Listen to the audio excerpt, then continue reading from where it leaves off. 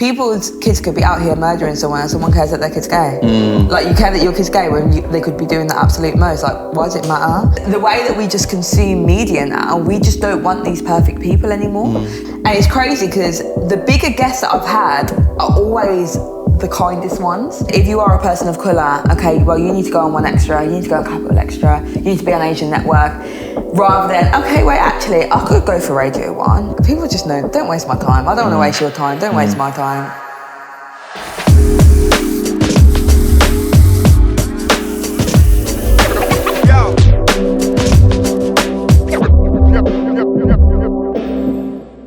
It's episode 40, which I was saying off camera is absolutely crazy. So past, present, future, we are here with the, I would say, multi-talented Kaylee Golding. I mean, you want to call me that, I'll take it. But I want to get into the past initially, and we spoke off camera, and I know originally from Birmingham, and something you're very proud about as well from looking at through your social media. So I wanted to understand, what are some of the adversities you face growing up in Birmingham? Because I think someone from London is well documented, this happens, that happens, but Birmingham, the light is not shone on it so much. So how was your upbringing? I loved being from Birmingham. There's just something so different about that city in the sense of, like, it's just good vibes. Like, everyone just runs off good vibes. Like, and that's the best thing about it. And I know we have bad press sometimes because of, sometimes it can be rough or it could be that. But that comes with every single city that's about, do you know what I mean? But we're just happy people, like, in the sense of that you will smile at people in the street, like, you'll stop and have random conversations with people in Tesco's, like, and that's just not a thing in London. And that's something that I love that's different about me when I'm here. Because even, like, I'll speak to a waiter and they're like, oh my God, why are you being so polite? And I'm like, that's normal in Birmingham, that's just what we're like. So, but the only thing that's difficult is kind of like the opportunities that are in Birmingham. It's very limited and there's so many creatives in there, but it's just so limited, whereas places like London, even now Manchester, there's a lot on your doorstep and a lot of opportunity. So for me personally, I knew that I would have to move to London one day, and oh gosh, I hate that for me because of, like, that's my home, it's where my family is, it's where my friends are, but I love the industry that much. I was like, okay, no, I'll get it, I'm gonna have to move to London.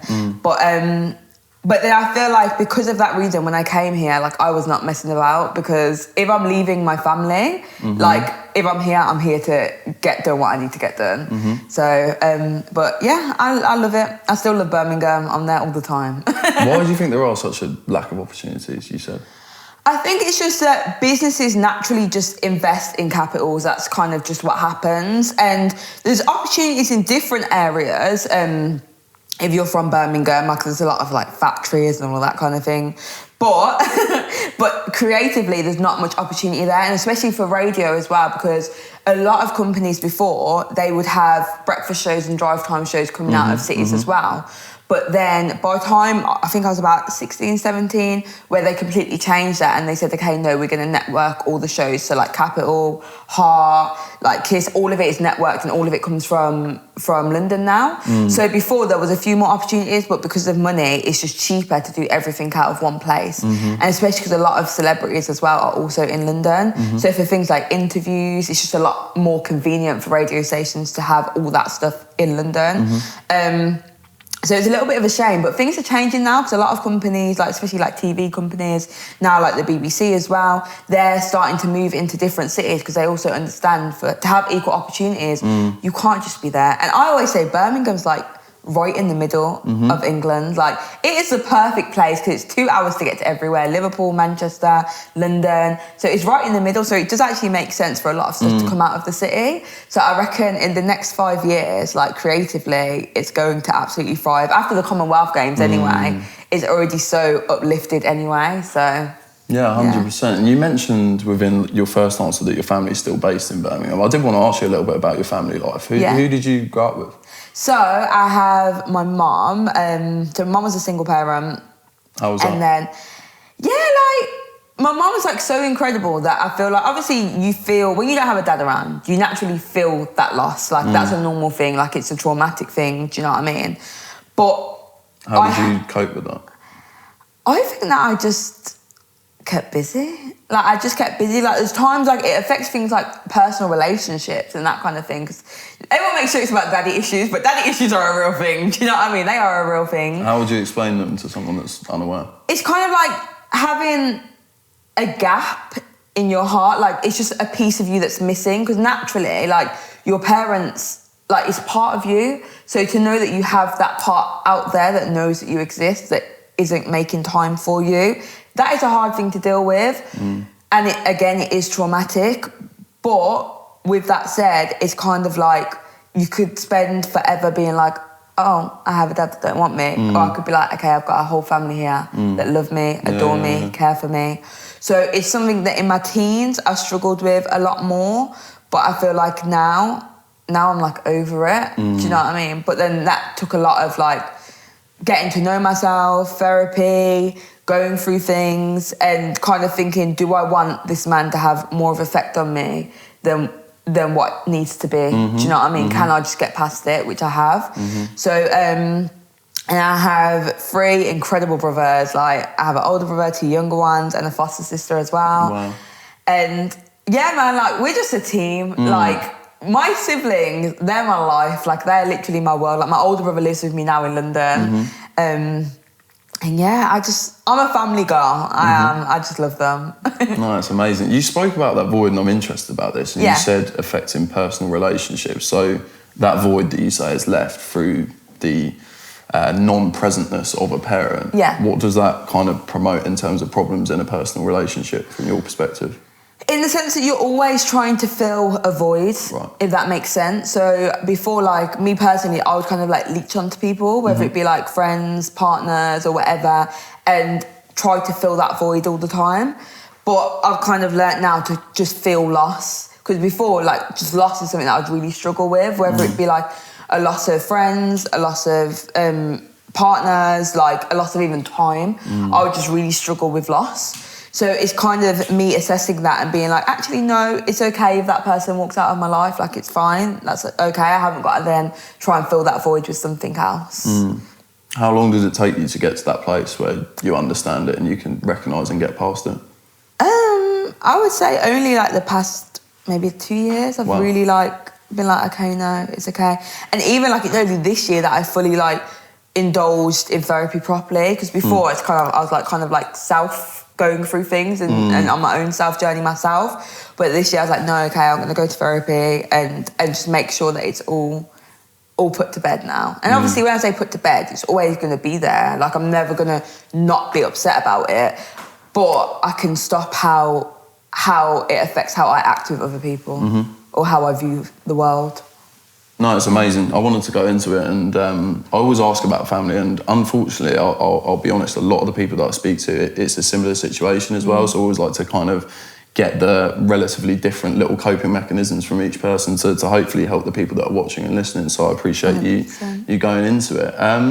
One thing that I've noticed from going through your social media, from reading the articles on you and stuff like that, you are a proud and I would say outspoken member of the LGBTQ, get it right, community. So I wanted to ask you a little bit about that. And when did you initially feel in your past that, okay, maybe I'm slightly different to the norm? So when I look back, I'm like, oh my gosh, it makes so much sense. Like, it's so funny because I think as a teenager, there were certain instances, like on BBM, that I would chat to girls or whatever, and I was just curious. I was very curious about it. I remember, like, I met up with a girl, like, we kissed or whatever, and I was just like, oh, okay, like, this feels like what? I'm confused. And I kind of just put it to bed, like, I kind of just left it to the back of my mind. And then I still carried on living my life thinking, okay, I know this part of me exists, but I'm just going to suppress it. So I still had boyfriends, still was living my life, like thinking that I was straight. And then when I kind of had my first girlfriend, so I started like, again, going back online, speaking to girls. I met a girl that at a Musica Potential event, started speaking to her, and then that kind of just naturally developed into her becoming my girlfriend. And then since that point, I was like, no, this feels really right. This is where I feel comfortable. And like, I haven't had a boyfriend since, like, and this was when I was like 17. But when I look back, I'm like, there's so many instances that it's like, okay, like I would speak to a girl or like I'd fancy a girl, but I'd just really just pull it to the back of my mind. Yeah. But it's not until, again, that I got into my first like proper relationship with a girl. And even then, I was still like, oh, maybe I'm bisexual. Because this is the thing, sexuality is a spectrum. It's not just, I personally don't believe that it's not just like you're gay, you're bi, you're straight. I don't think it's that at all. Because the same way you can have a straight girl that like will go and kiss girls or have threesomes with girls. So surely she's somewhere on that spectrum. She's not fully straight because you're still sleeping with girls in threesomes. Do you know what I mean? So for me, it's a spectrum. I can still look at guys and think, oh, they're attractive, but do I want to sleep with them? Probably not. Do you know what I mean? So it's very much a spectrum. It took me a while to understand that because for me, I was like, I don't think I'm gay because like I was in a relationship with a boy for 3.5 years. I did love him. Do you know what I mean? Still have love for him now. Like, I can still look at boys and be like, oh yeah, he's sexy. But I couldn't really get my head around the fact that I didn't want to sleep with them. And that's what I struggled with. Like, why am I not enjoying sex with men? Yeah. Do you know what I mean? So that was a struggle for me to try and understand. But now I understand, like, I can be gay and still think that a man's fire. And that doesn't matter. You spoke about suppressing your feelings. So, Yeah. I mean, how painful was it having to suppress those sorts of feelings? I don't think it was painful. I think it was confusing. That's the main thing. It was confusing trying to understand that because, again, I think that what's kind of difficult is, again, having boyfriends, knowing that there is an attraction to men there. That's what I found very confusing. And it took me a while to kind of navigate that. And I feel like now I'm fully like, I understand who I am. And the thing is as well, I think within the LGBTQ plus community, sometimes there could be a little bit of judgmental energy towards girls that still will be like, oh, that boy's good looking. Because it's like, oh, if you're gay, then why have you slept with a boy before? If you're gay, why have you done this? Why have you done that? And there can be that judgmental energy. And I think I also struggled with that a little bit. Because if someone's saying to me, how can you be gay if you slept with a boy?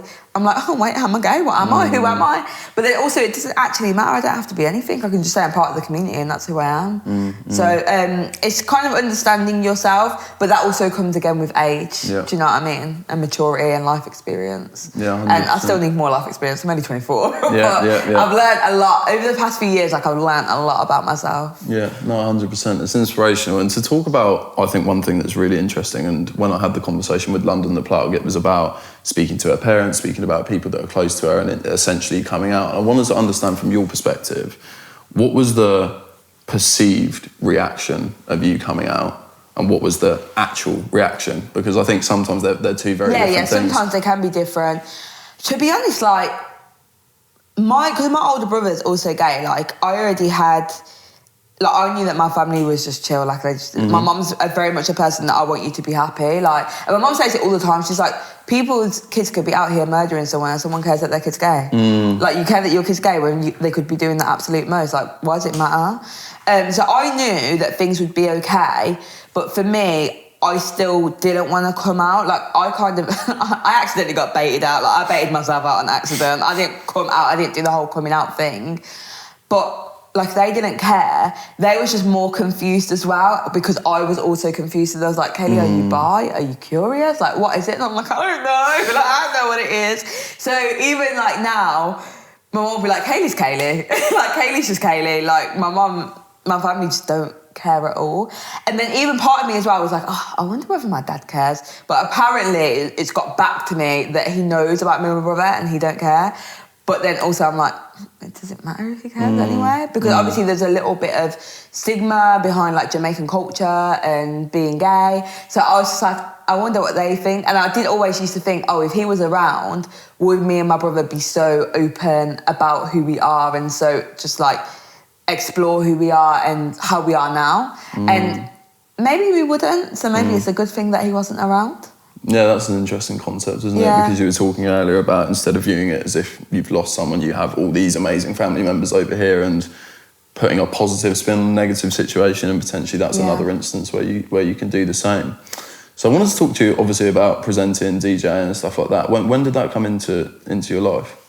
So I started doing radio when I was like 14. Like I loved music and before I wanted to sing and I can't sing at all, but I was forcing it, like school choir, like I was forcing it to music GCSE. I was like, I'm going to be a singer, but I really could not sing at all. So my mum always put like Trevor Nelson on One Extra, and I just absolutely just fell in love with how he taught me about music, because again, it was old school music, it was music before my time, and I was just so infatuated with the way that he was just plugging me on these songs.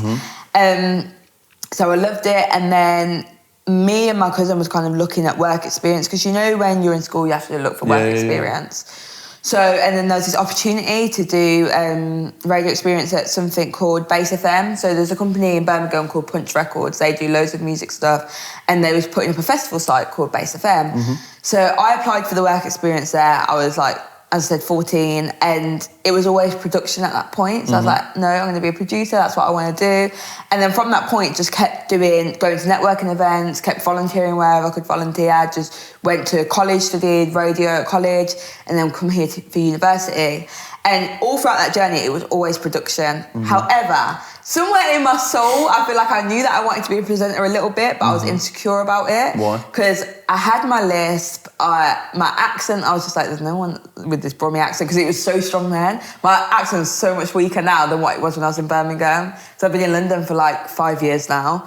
So I was like, yeah, this accent's too strong. I can just about speak. Like, I get my words wrong. I speak fast. Like, I was just like, I don't have that radio voice. I don't have that radio look. Like, I was just like, it's not going to happen. So let me just fall in love with production. And I did. And I just worked really, really hard at it. And then when I did student radio, like, that was, again, just me running off vibes. And then I picked up awards for it. And I was like, I was just like submitting for awards because everyone else was doing it. Like, what? I'm winning awards as a presenter. Because again, in student radio, it's very much for you to produce, you have to present your own show. Like, you just put it all together and you just do it. It's not really you can be a producer for someone else's show. And also as well, at Westminster, there wasn't many people that specialised in what I wanted to do, which is like obviously black music. So for me, I was like, there's actually no one to produce because I'm the only person that's doing this show anyway. So then when I started to pick up awards, I was like, okay, maybe I could try presenting. So as well as doing student radio, I was also a producer at the Beat London. And then I was like, can I have a show, please? And everyone was like, huh? Like, you're a producer? You want a show? I was like, yeah, can I have a show, please? And then again, the show started picking up. Guests wanted to come on my show. And the presenting style kind of like authentically started to pick up. And then my confidence built with it. So I was like, okay, actually, let me try now. Let me send demos out. Let me try and do this whole presenting thing. And then I've just never looked back. And now I've quit production this summer. I was like, okay, I'm going to quit my production job and just be a presenter full-time and DJ full-time. And that's what I'm doing now, which is such a free... Like, teenage Kaylee would be so confused right now because I was like, I'm going to be a program director. I'm going to work my way up in production. And the fact that I'm now presenting, it's like, what? Huh? But it sounds like it's always what you wanted to do, but you potentially, I would say, built barriers in your own mind. Basically, yeah. Basically. Because, I mean, you speak absolutely perfectly from my perspective, and it sounds like you built this barrier in your own mind, like you say, of a lisp or whatever, but how hard was it to kind of get over that and get to where you are today, I guess? It was very much other people building that confidence up, in the sense that, again, like, social media naturally picking up, the radio show naturally picking up, that kind of built up my confidence. And also as well, the world just changing, because I think before it'd be like, oh, you have to have this look, or you have to have this perfect voice, or you have to have this. Whereas now with things like YouTube, podcasts, TikToks, people just want real people. No one cares if I slip up on someone's name. Like, it's funny. Do you know what I mean? And the way that we just consume media now, we just don't want these perfect people anymore. So I feel like now is a great time for someone that is a little bit different and doesn't have that traditional perfect voiceover sound to do whatever it is that you want to do. Do you know what I mean? Because people just want to have a good time. Yeah. We want to escape from so much stuff that we generally just want to enjoy ourselves. So that's what I want to provide for people. Yeah, definitely, completely agree with that, actually, in terms of just being authentic rather than perfect. I think is much more important. It's funny you mentioned, because one of the things I wanted to talk to you about was barriers getting into the industry, because I feel like it could be your location, it could be your sex, it could be your preferences, all these sorts of things. So as a woman trying to enter the industry, what kind of barriers did you face? I would say pretty privilege is definitely a thing in the industry, but only to a certain level. Like I've saw people try and use their pretty privilege to try and get more things, like by just flirting or doing this or that. But like that's just not my bag, and it never has been. But I've never saw these people that do that. I don't actually see them be that far ahead anyway. So I'm like, you've really been doing that for what? Do you know what I mean? So in terms of being a woman, like I've had nothing but other women empower me. And when people say the industry is so competitive, it's so horrible, it's this, it's that, I'm like, that's not the industry that I've personally experienced. But also, I'm very much like a people. I'm a girl's girl. Do you know what I mean? I like just speaking to people and connecting with people, giving advice where I can, taking advice. So it's kind of like I haven't experienced all of that kind of things. One thing that I would say is obviously location, but I was happy to move and to come here and try to pursue my dreams. And then also, I would say ethnicity, in the sense that before, a lot of people see it before that if you are a person of colour, okay, well, you need to go on One Extra, you need to go on Capital Extra, you need to be on Asian Network, rather than, okay, wait, actually, I could go for Radio 1, I could go for Kiss, I could go for Capital.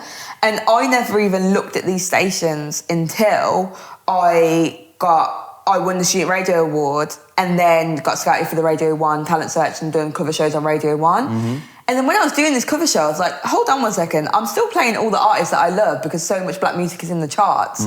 So why have I never considered being on Radio 1? Why have I never considered being on Kiss or Capital? Well, it's because of it's always kind of like, oh yeah, you'd be great on One Extra. You'd be great on Capital Extra. So that kind of opened my mind a lot, where I naturally put myself in those boxes from what other people said.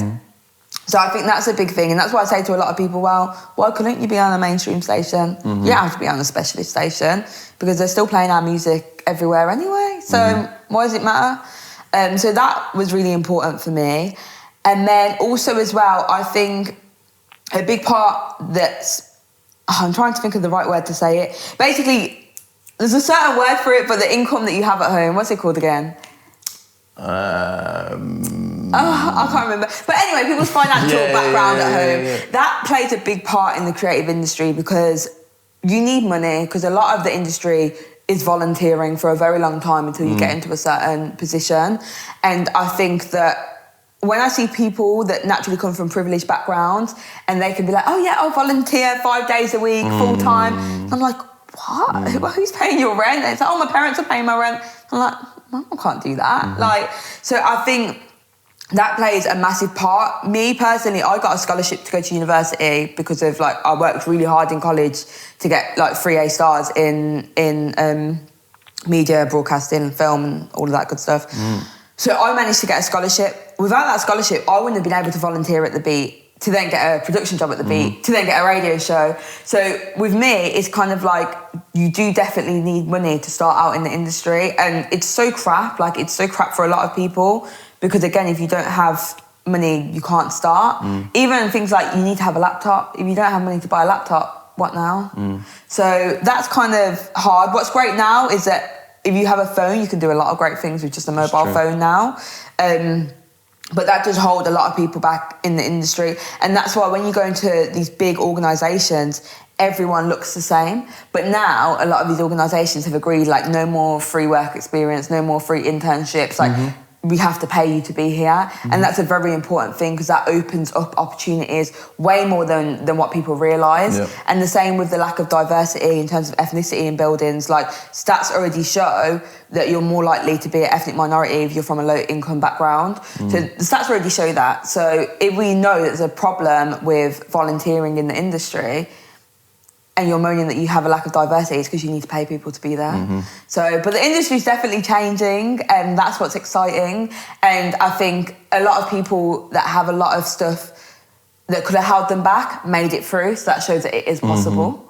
So 100%. It's a really good insight, and one of the things I wanted to speak to you about was the financial side of things as well. It's really interesting because I'm not that familiar with the radio setup, but from what I understand, a lot of it on the lower radio stations anyway, it is free. It is just going there for free, and it's like you say, these people that are from less privileged backgrounds, it's how do they get there? Because they need to eat, they need to do all these things, they need electricity now, which is a story for another day, which is absolutely ridiculous. But yeah, it's a really good insight, so thank you for going into it, and I think it's important to shine a light on it.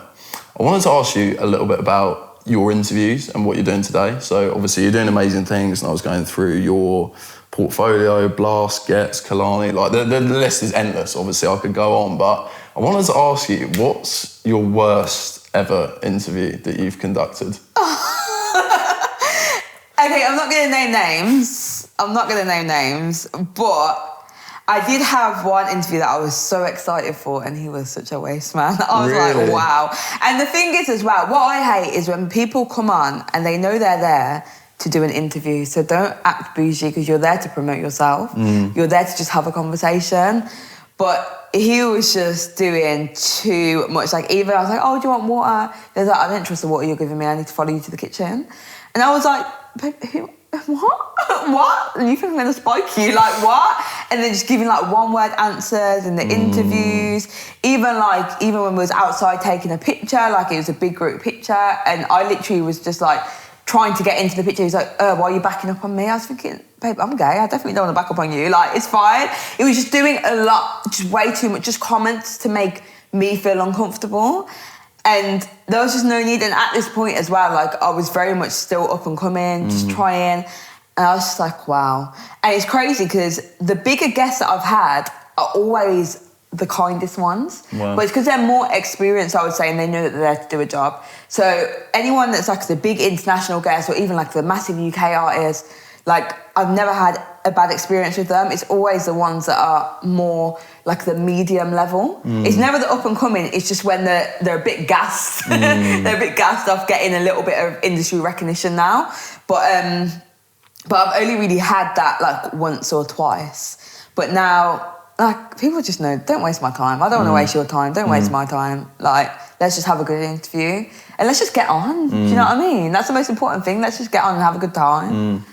Yeah. It's interesting. I wonder how much of that is to do with, because from my perspective, obviously what I do is interview people, and sometimes people come on and their opinion of interviews is very low. That they think, look, why am I doing an interview? Why am I doing this? They're all the same. They all ask the same questions and stuff like that. So I wanted to ask you what you do to make your content unique, and also being on radio, how much of the questioning that you have to put across is dictated by a higher power? So in terms of radio, like, I've never ever been told what to ask ever. Like, my questions have never been gone through or anything like that. Like, when I say they've never been gone through, like, I've sent questions over beforehand to artists for them to see, but I've never had a producer or a boss be like, you can't ask that, you can't do that. I've never ever had that, which, again, I'm grateful for. And in terms of making things different, I think the producer in me, I always look for the relatability of things.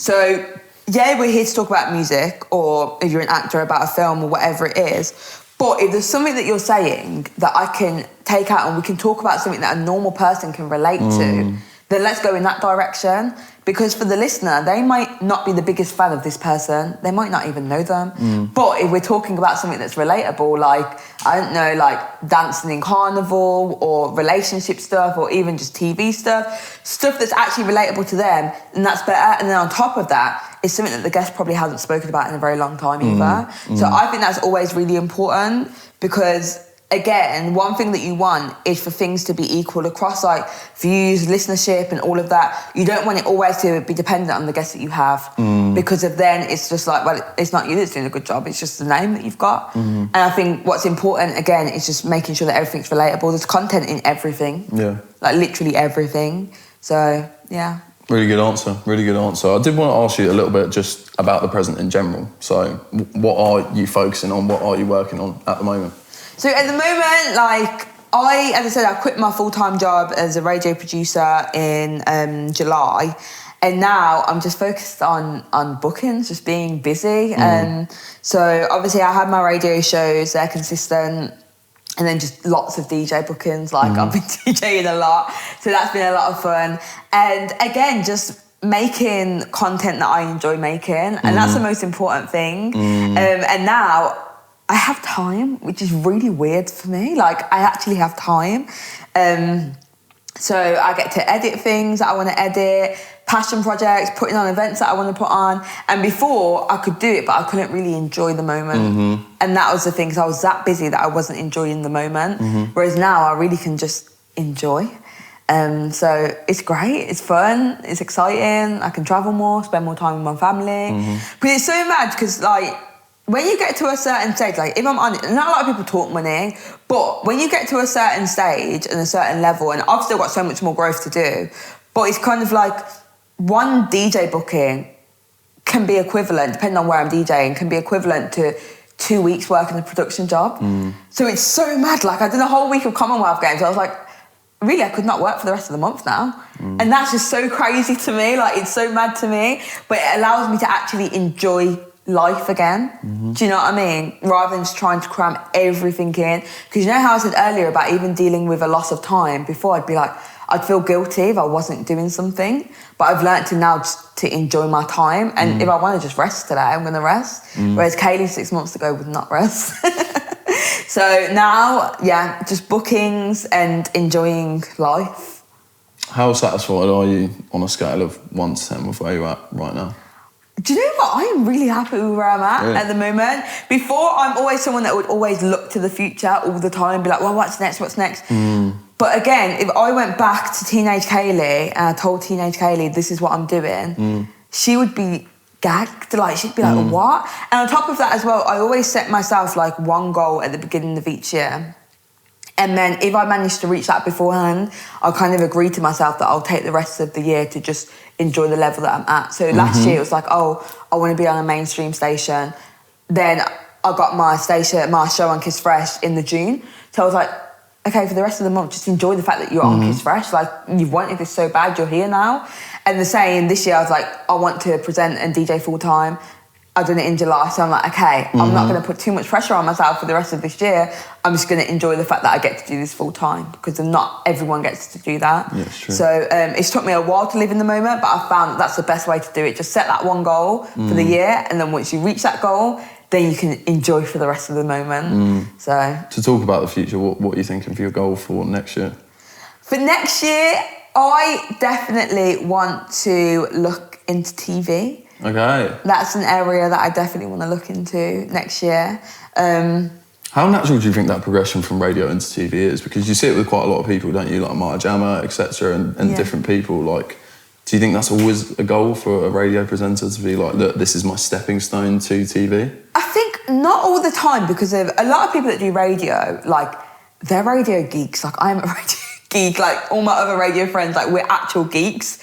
So not really. It's just kind of something like, with radio becoming very visual, it's kind of like, okay, cool, well, it makes sense. If radio is now visual, it makes sense for me to do visual stuff with TV. But with that said, it's also kind of like, if you wanted to just go straight into TV, you could just go straight into TV, because you could just like do online content, do YouTube, do whatever, and then try to get yourself into TV. You haven't necessarily got to do the radio route. But again, it just makes sense that if it's visual, you've got that experience to then also do TV.